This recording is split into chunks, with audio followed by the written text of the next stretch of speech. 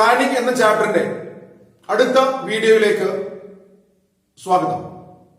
ഈ വീഡിയോയിൽ നാം ഡിസ്കസ് ചെയ്യുന്നത് ടൈപ്സ് ഓഫ് പ്ലാൻസ്, വിവിധ തരം പ്ലാനുകളെ കുറിച്ചാണ്. പ്രധാനമായും രണ്ട് തരത്തിലുള്ള പ്ലാനുകളാണ്. Mainly two kinds of plans are there. One is single use plan and another one is the standing plan. Then what do you mean by single use plan? Single use plan means the plan which is developed for one time event or such a situation not likely to repeat in future. That is, they are not recurring situations. Single use plans means the plans which are prepared for an event which is not likely to repeat in future, or that situation is not likely to repeat in future. ഭാവിയിൽ അത്തരത്തിലുള്ള ഒരു സാഹചര്യം repeat ചെയ്യപ്പെടാത്ത ചില കാര്യങ്ങളുണ്ടാവും, അല്ലെങ്കിൽ ഏതെങ്കിലും ഒരു സാഹചര്യം ഭാവിയിൽ റിപ്പീറ്റ് ചെയ്യപ്പെടുന്നില്ല എങ്കിൽ ഇന്നത്തെ സാഹചര്യത്തിന് അനുസരിച്ച് ഈ സാഹചര്യം നാളെ ഉണ്ടാകുന്നില്ല. ഇന്നത്തെ പ്രത്യേക സാഹചര്യം പരിഗണിച്ചുകൊണ്ട് പ്രത്യേക തരത്തിലുള്ള ഒരു പ്ലാൻ തയ്യാറാക്കുകയാണെങ്കിൽ അത് സിംഗിൾ യൂസ് പ്ലാൻ ആണ്. ഈ സാഹചര്യം മാറിക്കഴിഞ്ഞാൽ നാളെ ഉണ്ടാകുന്ന സാഹചര്യങ്ങളിൽ അത് ഉപയോഗിക്കാൻ സാധിക്കില്ല. അതാണ് സിംഗിൾ യൂസ് പ്ലാൻ എന്ന് പറയുന്നത്. ഏതെങ്കിലും ഒരു പ്രത്യേക സാഹചര്യത്തിന് വേണ്ടി മാത്രം തയ്യാറാക്കുന്ന പ്ലാനുകളാണെങ്കിൽ അതിനെയാണ് സിംഗിൾ യൂസ് പ്ലാൻ എന്ന് പറയാം. ആ സാഹചര്യത്തിൽ ലക്ഷ്യം നേടിക്കഴിഞ്ഞാൽ ആ പ്ലാന് ഒഴിവാകുന്നു, അല്ലെങ്കിൽ ആ പ്ലാന്റെ ഉപയോഗം കഴിയുന്നു. അത്തരത്തിലുള്ള പ്ലാനുകളെയാണെന്ന് പറയുന്നത് സിംഗിൾ യൂസ് പ്ലാൻ എന്ന് പറയുന്നത്. ഉദാഹരണമായിട്ട് പറയുന്നത് ബഡ്ജറ്റ്, പ്രോഗ്രാംസ്, പ്രൊജക്ട് എന്നൊക്കെയാണ്. ബഡ്ജറ്റ് ഒരു ടൈപ്പ് ഓഫ് പ്ലാൻ ആണ്, പ്രോഗ്രാം ഒരു ടൈപ്പാണ്, മറ്റൊരു ടൈപ്പാണ്, അതുപോലെ തന്നെ പ്രൊജക്ട് വേറൊരു ടൈപ്പാണ്. ഈ തരത്തിലുള്ള പ്ലാനുകളാണ് സിംഗിൾ യൂസ് പ്ലാൻ കാറ്റഗറിയിൽ പറയുന്നത്. അടുത്തതായിട്ട് സ്റ്റാൻഡിംഗ് പ്ലാൻസ് ആണ്. Standing plans means the plans used for activities that are regularly over a period of time, regularly occur over a period of time. ഈ പ്ലാനുകൾ ഉപയോഗിക്കുന്നത് എങ്ങനെയുള്ള ആക്ടിവിറ്റീസിനാണ്? റെപ്പിറ്റേറ്റീവ് കാറ്റഗറിയിലുള്ള അല്ലെങ്കിൽ റെഗുലർലി ഒക്കർ ചെയ്യപ്പെടുന്ന അല്ലെങ്കിൽ സംഭവിക്കുന്ന ആക്ടിവിറ്റീസിന് വേണ്ടിയുള്ള പ്ലാനുകളാണെന്ത് സ്റ്റാൻഡിംഗ് പ്ലാൻസ് എന്ന് പറയുന്നത്. അതായത് ഒന്നിൽ കൂടുതൽ ആവശ്യങ്ങൾക്ക് ഉപയോഗിക്കാവുന്ന പ്ലാനുകൾ. അതിൽ ചെറിയ മോഡിഫിക്കേഷൻസ്, അതായത് ഓരോ സാഹചര്യത്തിനനുസരിച്ച് ചെറിയ മോഡിഫിക്കേഷൻസ് വരുത്തി തുടരെ നമുക്ക് ഉപയോഗിക്കാൻ സാധിക്കുന്ന പ്ലാനുകളെയാണെന്ന് പറയുന്നത് സ്റ്റാൻഡിംഗ് പ്ലാനുകൾ എന്ന് പറയുന്നത്. അതായത് ഒരു ആക്ടിവിറ്റിക്ക് വേണ്ടി ഉണ്ടായി കഴിഞ്ഞാൽ ആ ആക്ടിവിറ്റി കഴിഞ്ഞാൽ അത് ഉപേക്ഷിക്കുന്നില്ല, മറിച്ച് പിന്നീട് അതേ സാഹചര്യത്തിൽ സാഹചര്യത്തിനനുസരിച്ച് ചെറിയ മോഡിഫിക്കേഷൻസ് വരുത്തി ആ പ്ലാന് ആ സാഹചര്യത്തിലേക്കും ഉപയോഗിക്കപ്പെടുന്നു. അതായത് ഒന്നിൽ കൂടുതൽ സാഹചര്യങ്ങളിലേക്ക് ഉപയോഗിക്കപ്പെടുന്നതിന് വേണ്ടി തയ്യാറാക്കപ്പെടുന്ന പ്ലാനുകളെയാണെന്ന് പറയുന്നത് സ്റ്റാൻഡിംഗ് പ്ലാൻ എന്ന് പറയുന്നത്. അതിന് നിരന്തരം യൂസ് ഉണ്ട് എന്നർത്ഥം.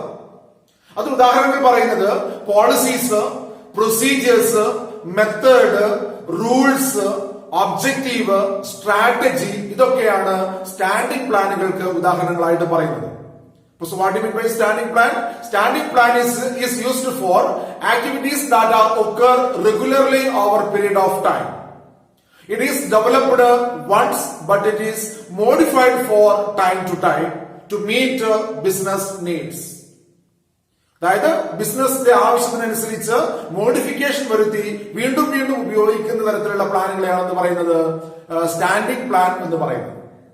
ഇതാണ് പ്രധാനമായും രണ്ട് തരത്തിലുള്ള പ്ലാനുകൾ, സിംഗിൾ യൂസ് പ്ലാനും അതുപോലെ സ്റ്റാൻഡിംഗ് പ്ലാനുകളും. ഇനി ഈ രണ്ട് വിഭാഗത്തിലുള്ള പ്ലാനുകളിലും ഉൾപ്പെടുന്ന പ്ലാനുകൾ ഏതൊക്കെയാണ് എന്നുള്ളതാണ്. ഈ രണ്ട് സ്വഭാവം ഉള്ള പ്ലാനുകൾ ഏതൊക്കെയാണ് എന്നുള്ളതാണ്.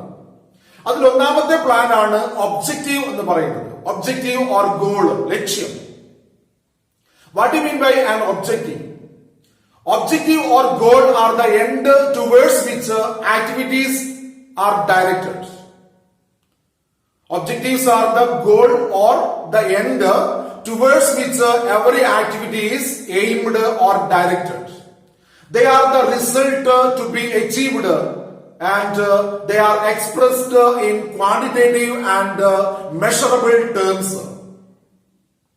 ലക്ഷ്യങ്ങൾ എന്ന് പറയുന്നത് ഏതെങ്കിലും ഒരു പ്രവർത്തനത്തെ നയിക്കപ്പെടേണ്ടതോ അല്ലെങ്കിൽ ഏതെങ്കിലും ഒരു പ്രവർത്തനത്തിലൂടെ നേടിയെടുക്കപ്പെടേണ്ടതോ ആയിട്ടുള്ള എൻഡ് റിസൾട്ടിനെയാണ് ലക്ഷ്യം എന്ന് പറയുന്നത്.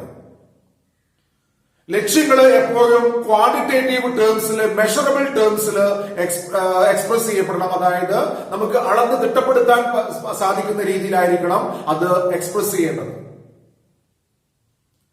വേഗായ രൂപത്തിൽ ഏകദേശ ധാരണയിലുള്ള ലക്ഷ്യങ്ങൾ പാടില്ല എന്ന് പറയുന്നു. അത് എപ്പോഴും കോൺക്രീറ്റ് ആയിരിക്കണം, സ്പെസിഫിക് ആയിരിക്കണം, മെഷറബിൾ ആയിരിക്കണം. ഉദാഹരണങ്ങൾ പറയുന്നുണ്ട്. Increase sales 10% during A particular period. ഏതെങ്കിലും ഒരു ഇയറിൽ സെയിൽസ് 10% വർദ്ധിപ്പിക്കണം. Or crossing 3 crore sales.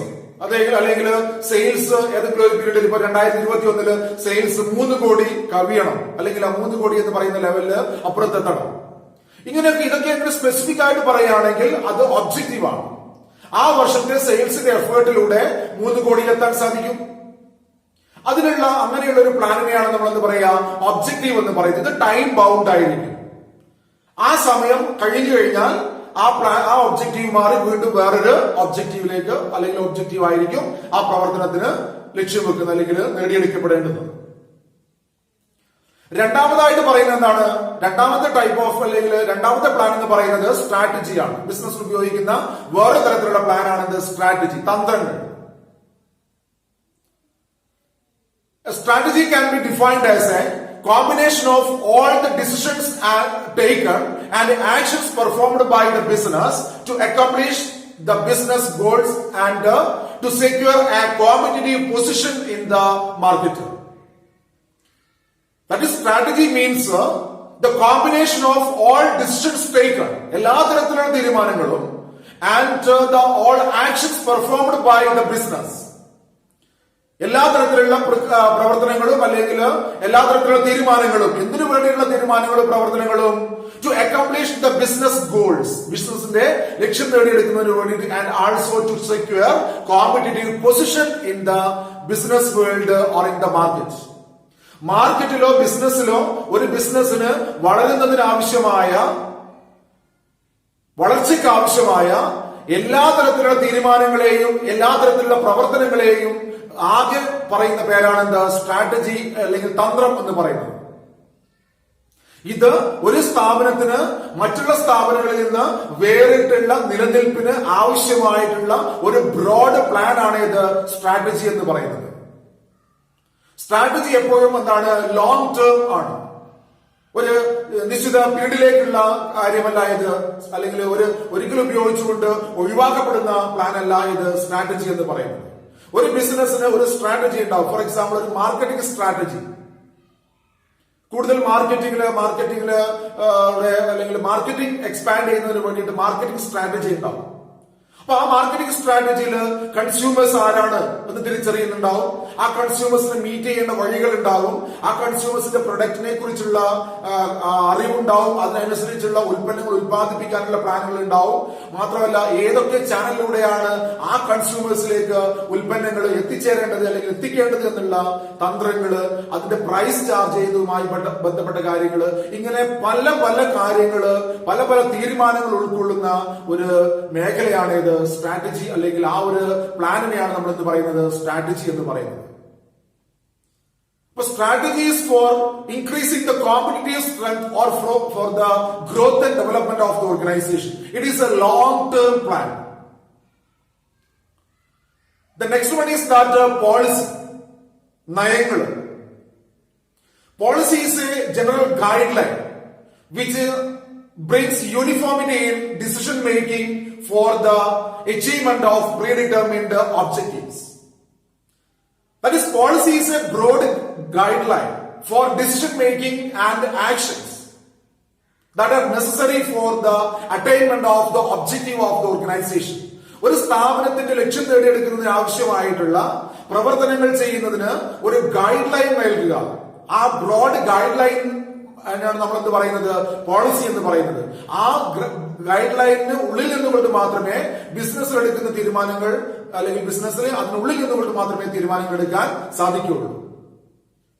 ഒരു ഉദാഹരണം പറഞ്ഞു കഴിഞ്ഞാൽ ക്രെഡിറ്റ് പോളിസി. കസ്റ്റമേഴ്സിന് അവരുടെ സെയിൽസിന്റെ 30% മാത്രമേ ക്രെഡിറ്റ് അനുവദിക്കാൻ പാടുള്ളൂ. ഒരു ബിസിനസ് എടുത്ത ക്രെഡിറ്റ് പോളിസിയുടെ ഒരു ഭാഗമാണ്. അങ്ങനെയാണെങ്കിൽ ക്രെഡിറ്റ് അനുവദിക്കുന്നുണ്ടെങ്കിൽ എത്ര രൂപയാണോ സെയിൽ നടന്നിട്ടുള്ളത് അതിന്റെ 30% മാത്രം, 30% മാത്രമേ അവർക്ക് എന്ത് നൽകാൻ പാടുള്ളൂ, ക്രെഡിറ്റ് നൽകാൻ പാടുള്ളൂ. ബാക്കി 70% എന്തായിരിക്കണം, ക്യാഷ് സെയിൽസ് ആയിരിക്കണം എന്നർത്ഥം. അതുപോലെ തന്നെ റിക്രൂട്ട്മെന്റ് പോളിസി ഉണ്ടാവും. അക്കൗണ്ടന്റ് പോസ്റ്റിലേക്ക് ഒരാളെ റിക്രൂട്ട് ചെയ്യുന്നുണ്ടെങ്കിൽ അയാൾ CA പാസ്സായിരിക്കണം. കൂടാതെ അയാൾക്ക് 3 വർഷത്തെ എക്സ്പീരിയൻസ് ഉണ്ടായിരിക്കണം. അതൊരു പോളിസി ആണെങ്കിൽ, അല്ലെങ്കിൽ അക്കൗണ്ടന്റിന്റെ റിക്രൂട്ട്മെന്റ് പോളിസി ആണെങ്കിൽ, അല്ലെങ്കിൽ സെലക്ഷൻ പോളിസി ആണെങ്കിൽ, ഏതൊരു അക്കൗണ്ടന്റ് അപ്പോയിന്റ് ചെയ്യുന്നുണ്ടെങ്കിലും അയാൾ CA കാരനായിരിക്കും. മിനിമം അയാൾക്ക് 3 വർഷത്തെ എക്സ്പീരിയൻസ് ഉണ്ടായിരിക്കും. അതായത് എല്ലാ തീരുമാനങ്ങളും അതിന് ഉള്ളിൽ നിന്നുകൊണ്ട് മാത്രമേ ചെയ്യാൻ പറ്റുള്ളൂ. അതിന് പുറത്തു പോയിട്ട് CA ക്വാളിഫിക്കേഷൻ ഇല്ലാത്ത, അതുപോലെ തന്നെ 40% ക്രെഡിറ്റ് കൊടുക്കുക, ഇങ്ങനെയുള്ള പ്രവർത്തനങ്ങളൊന്നും ഒരു മാനേജർക്കും ചെയ്യാൻ സാധിക്കില്ല. അവിടെ ഒരു ഗൈഡ് ലൈൻ നിശ്ചയിച്ചിട്ടുണ്ട്. ആ ഗൈഡ് ലൈനിന്റെ പേരാണെന്ത്, പോളിസി എന്ന് പറയുന്നത്. ആ ഗൈഡ് ലൈൻ ഉള്ളിൽ നിന്നുകൊണ്ട് മാത്രമേ ബിസിനസ്സിലുള്ള പ്രവർത്തനങ്ങൾ ചെയ്യാൻ സാധിക്കുകയുള്ളൂ. അങ്ങനെ ഡിസിഷൻ മേക്കിങ്ങിന് വേണ്ടിയിട്ട്, ആക്ഷൻസിന് വേണ്ടിയിട്ടുള്ള ഒരു ബ്രോഡ് ഗൈഡ് ലൈനെയാണ് നമ്മൾ എന്ത് പറയുക, പോളിസി എന്ന് പറയുന്നത്. ഈ ഗൈഡ് ലൈൻ എന്തിനു വേണ്ടിയിട്ടാണ്, for the attainment of objectives. ഇതാണ് പോളിസി എന്ന് പറയുന്നത്. അടുത്തതായിട്ട് പറയുന്നത് പ്രൊസീജിയറാണ്, നടപടിക്രമം. Procedures means a series of steps taken together to achieve a desired result. Procedure means the series of steps taken together to attain a predefined objective. ഏതെങ്കിലും ഒരു പ്രത്യേക ലക്ഷ്യം നേടിയെടുക്കുന്നതിന് വേണ്ടിയിട്ട് ചെയ്യപ്പെടേണ്ടുന്ന ഒരു കൂട്ടം അടുക്കും ചിട്ടയോടും കൂടിയുള്ള പ്രവർത്തനങ്ങളെയാണെന്ന് പറയുക പ്രൊസീജിയർ എന്ന് പറയുക. They are sequential in order.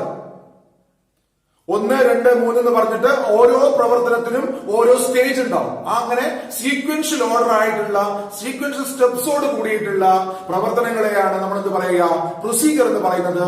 ഇതിന്റെ എൻഡ് റിസൾട്ട് എന്താണ്, അറ്റൈൻമെന്റ് ഓഫ് ഒബ്ജക്റ്റീവ് ആണ്. സെലക്ഷൻ പ്രൊസീജിയേഴ്സ് ഉണ്ട്, അതുപോലെ തന്നെ റിക്രൂട്ട്മെന്റ് പ്രൊസീജിയർ ഉണ്ട്, പർച്ചേസിനുള്ള പ്രൊസീജിയർ ഉണ്ട്. അങ്ങനെ പല കാര്യങ്ങൾക്കും ഒരു സ്ഥാപനത്തിലെ പ്രൊസീജിയർ ഉണ്ടാവും. ഉദാഹരണത്തിന് ഒരു നിശ്ചിത ക്വാണ്ടിറ്റി ഗുഡ്സ് പർച്ചേസ് ചെയ്യണം, അതിന്റെ പ്രൊസീജിയർ എന്തായിരിക്കും? പർച്ചേസ് ഡിപ്പാർട്ട്മെന്റ് അല്ലെങ്കിൽ സ്റ്റോർ ഡിപ്പാർട്ട്മെന്റ് ആദ്യം സ്റ്റോറിലെ ബാലൻസ്, അതായത് സ്റ്റോക്ക് റിപ്പോർട്ട് സമർപ്പിക്കണം.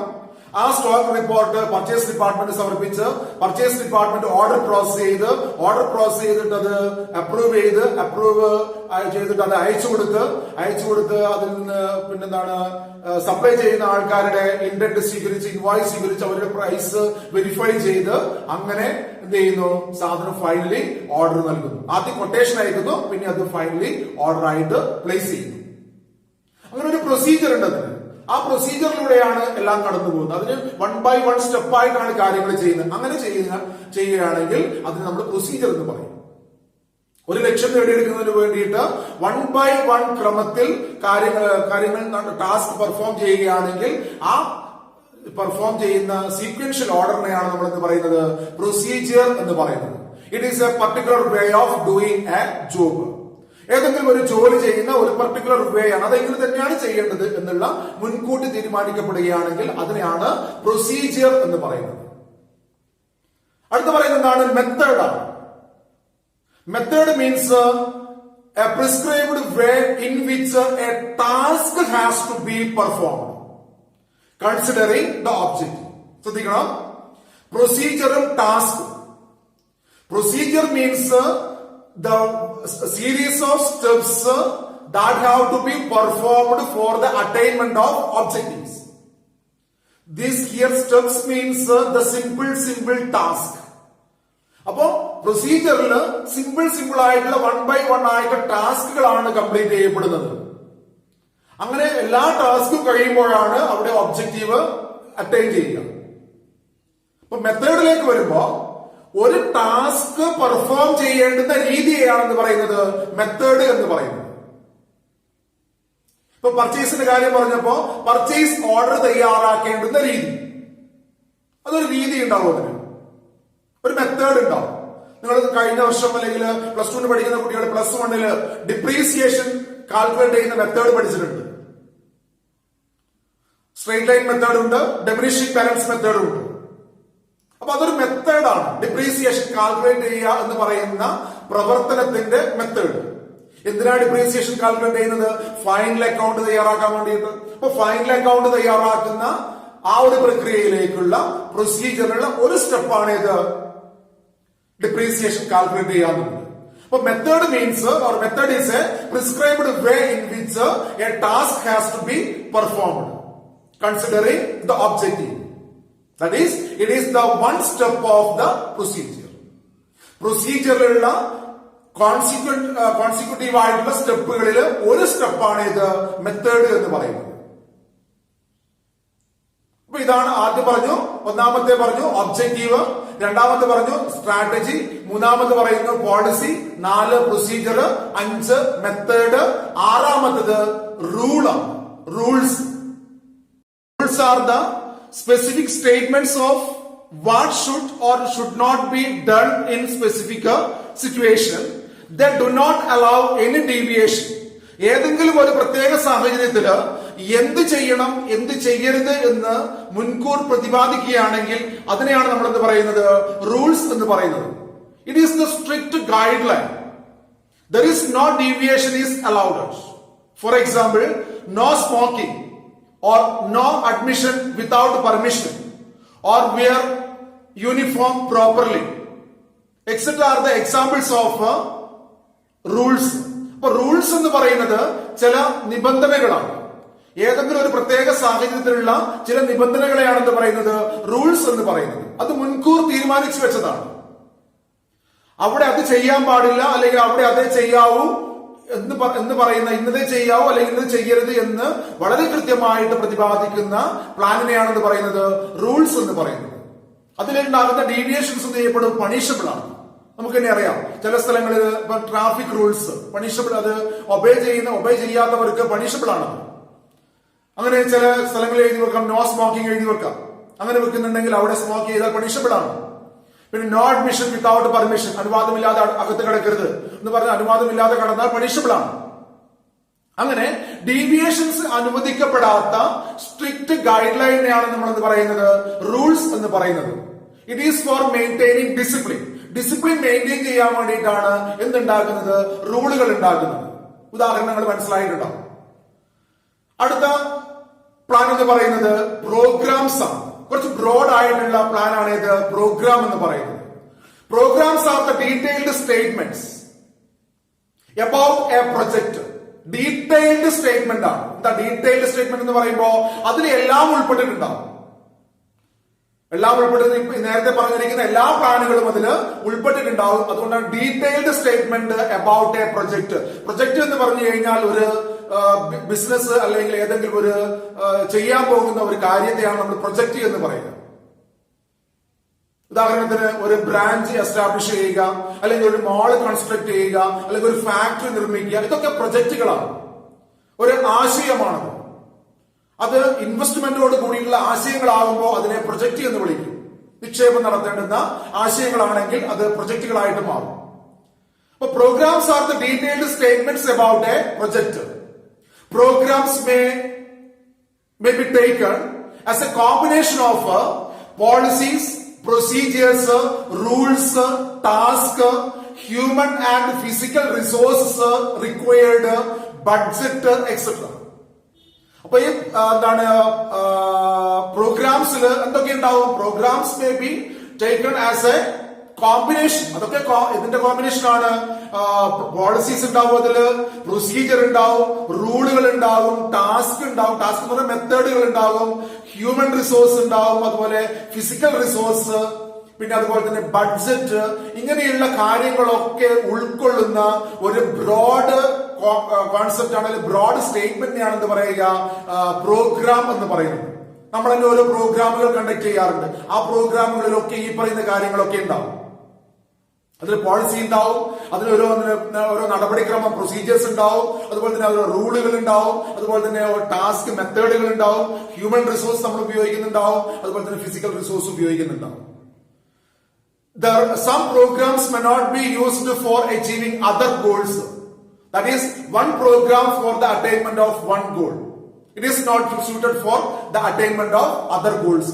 ഒരു ഉദാഹരണം പറഞ്ഞു കഴിഞ്ഞാൽ, ഒരു സ്ഥാപനത്തിൽ ഒരു ഫാക്ടറി നിർമ്മിക്കണം, ഒരു പുതിയൊരു ഫാക്ടറി നിർമ്മിക്കണം. പുതിയൊരു ഫാക്ടറി നിർമ്മിക്കണമെങ്കിൽ അതൊരു പ്രോഗ്രാമാണ്, അതൊരു പ്രൊജക്റ്റാണ്. ആ പ്രൊജക്റ്റില് ഇന്ന ഒരു സ്ഥലം കണ്ടെത്തണം, അവിടെ ഫിസിക്കൽ റിസോഴ്സ് വന്നു, ഹ്യൂമൻ റിസോഴ്സ് മനുഷ്യ വിഭവം, അതുപോലെ തന്നെ പോളിസി എത്ര സമയം കൊണ്ട് നിർമ്മിച്ചു തീർക്കണം, അതുപോലെ തന്നെ പ്രൊസീജിയർ ഏത് മെത്തേഡ് ഏതാണ് ആദ്യം ചെയ്യേണ്ടത്, ഓരോന്നും ചെയ്യേണ്ടുന്ന ടാസ്ക് എന്താണ്, ഏത് റൂള് നിബന്ധനകൾ എന്തൊക്കെയാണ്, അത് ബഡ്ജറ്റ് എത്ര എമൗണ്ട് ആണ് ബഡ്ജറ്റ്, ഇങ്ങനെയുള്ള കാര്യങ്ങളൊക്കെ മുൻകൂർ തീരുമാനിക്കപ്പെടും ആ പ്രോഗ്രാമിൽ. അങ്ങനെ വരുമ്പോ പിന്നെന്താണ്, ആ ഫാക്ടറി നിർമ്മാണത്തിന് ഉപയോഗിച്ച പ്രോഗ്രാം വേറൊരു ഡിപ്പാർട്ട്മെന്റ് ക്രിയേറ്റ് ചെയ്യാന്ന് പറയുന്ന ഒരു പ്രൊജക്ട് ആണെങ്കിൽ അതിന് ഉപയോഗിക്കാൻ വേണ്ടി സാധിക്കില്ല. അതാണ് പറയുന്നത്, ഒരു പ്രൊജക്ടിന് ഉപയോഗിച്ചിരിക്കുന്ന പ്രോഗ്രാം എന്ത് ചെയ്യാൻ പറ്റില്ല, വേറൊരു പ്രൊജക്ടിന് യൂസ് ചെയ്യാൻ സാധ്യമല്ല. പിന്നെ അടുത്ത ലാസ്റ്റ് വൺ പറയുന്നതാണ് ബഡ്ജറ്റ് ആണ്. ബഡ്ജറ്റ് എന്താണ്, നമുക്ക് എല്ലാവർക്കും കോമൺ ആയിട്ട് അറിയുന്ന കാര്യമാണ്. ബഡ്ജറ്റ് എന്താണ്, നമ്മളെപ്പോഴും ഫെബ്രുവരി മാസം അല്ലെ, ഫെബ്രുവരി മാസം ഗവൺമെന്റ് ഓഫ് ഇന്ത്യ അല്ലെ സ്റ്റേറ്റ് ഗവൺമെന്റ് ഒക്കെ ബഡ്ജറ്റ് അവതരിപ്പിക്കാറുണ്ട്.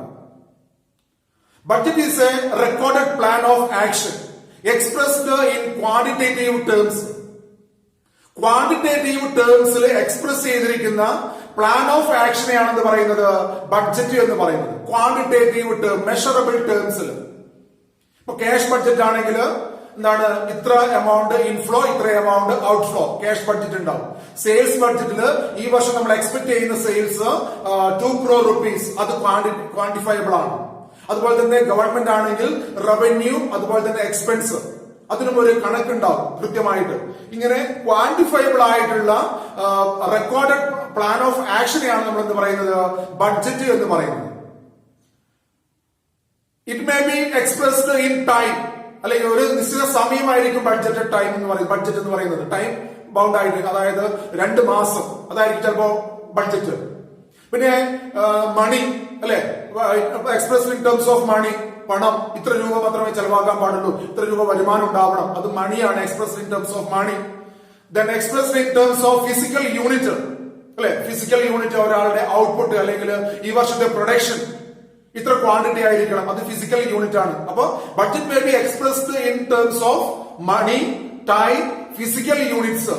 It is a tool for the planning and controlling. ഇത് പ്ലാനിങ്ങിനുള്ള ഒരു ടൂളാണ്, അതുപോലെ തന്നെ കൺട്രോളിങ്ങിനുള്ള ഒരു ടൂൾ ആയിട്ടാണ് പരിഗണിക്കുന്നത്. എന്താ പ്ലാനിങ്ങിനുള്ള ടൂൾ എന്ന് പറയാൻ കാരണം, ഈ വർഷം സെയിൽസ് 20 crore ആയിരിക്കണമെന്ന് നമ്മൾ ഒബ്ജക്റ്റീവ് സെറ്റ് ചെയ്ത് കഴിഞ്ഞാൽ ആ ബഡ്ജറ്റഡ് സെയിൽ അവിടെ നമ്മൾ എസ്റ്റാബ്ലിഷ് ചെയ്തു, എന്താണ് 20 crore. അതിനനുസരിച്ച് നമ്മൾ പ്ലാൻ തയ്യാറാക്കും. അപ്പോ പ്ലാനിങ്ങിന്റെ ടൂളാണ് ബഡ്ജറ്റ്. പിന്നെ അതുപോലെ തന്നെ അതൊരു കൺട്രോളിങ്ങിന്റെ ടൂളുമാണ്. ആ വർഷം നേടിയെടുത്ത സെയില് 18 കോടി മാത്രമേ ഉള്ളൂ എങ്കിൽ, അപ്പോ ആക്ച്വൽ സെയില് 18 crores ആണ്. ആ 18 crores 20 crore കമ്പയർ ചെയ്തു. അപ്പൊ 2 crore ഡീവിയേഷൻ ഉണ്ട്. അതിന്റെ റീസൺ ഐഡന്റിഫൈ ചെയ്യുന്നു, ആ റീസൺ റെക്ടിഫൈ ചെയ്യുന്നു. അത് കൺട്രോളിംഗ് ആണ്. അപ്പൊ കൺട്രോളിങ്ങിനുള്ള ടൂളായിട്ട് ഉപയോഗിക്കുന്നുണ്ട്, അതുപോലെ തന്നെ പ്ലാനിങ്ങിനുള്ള ടൂളായിട്ട് ഇതിന് ഉപയോഗിക്കുന്നുണ്ട്, ബഡ്ജറ്റിന് ഉപയോഗിക്കുന്നുണ്ട്. It is A standard expressed in quantitative terms. That means it is A plan of action. Plan of action means it is A standard in other way, expressed in terms of quantitative, quantity. Examples cash budget, sales budget, annual budget, etcetera.